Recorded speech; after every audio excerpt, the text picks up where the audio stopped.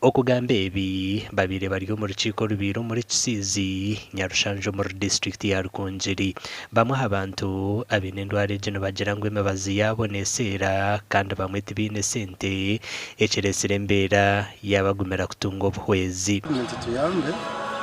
zo n'ubajya tukabwira medicine konka tukagira ngo medicine okubaho atukubazo go kwesiga because tutategwa umushana tushasha munongo kabanza nagira amabara make gagumizamo hagara hangu hati gahoyo nabako mujungu mwenu hatiya narashaba gavumenti enyambe twabona ko mubazi nicyo kimwe bigambwe twazamushana umushana gutwara kubikugura kontera we na mpurira nashasha nababigwa naburo businje ndarantajyambere mbwe Vivian Najuka or chairperson wa Vitiligo Association of Uganda nagira ngo ekigombe kino kija kubahwera okugita abantu bino oburemezo obu omubicweka bitaro bimwe na bimwe. Association eno twagitandika mu 2018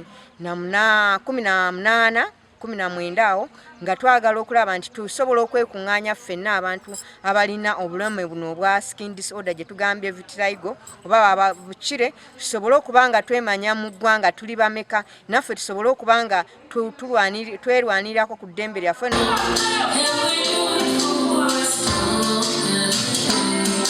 Najuka nayongera higa abantu ba bulijjo okuleba ngo tubasoshora abantu abine endwara ya vitiligo ahabwo kuba nabo bari nk'abantu abandi. Vitiligo tali contagious nga bw'onolaba covid nti bw'onina n'omuntu oba bwassa oba bw'atulawo otudde agenda kukwata nedda kintu kiri just kungulu era nga I appeal to all people in the society balekera okutusosola oba okutulujectinga omanyi basakula mutuli okay kogabanda abantu bakoleki bagumemba tusheshola bagumemba tutwaliza ku konka twabashomesa bakamanya ngo buno bulwire bakamanya mutumaro ko tiki nabaza kukoleki bakutwaliza ki makuru agagasha kwa Dana Basibye.